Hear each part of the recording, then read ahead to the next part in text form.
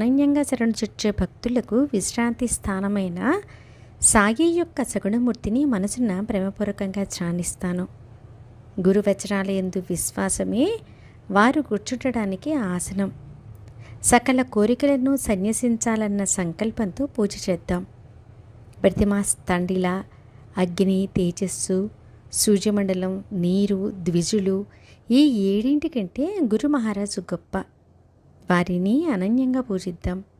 అనన్య భక్తితో వారి చరణాలను ఆశ్రయిస్తే గురువే కాదు పరబ్రహ్మ కూడా కదిలి వస్తాడు. ఇటువంటి గురు పూజలోని విశేషాన్ని గురుభక్తులు అనుభవించాలి.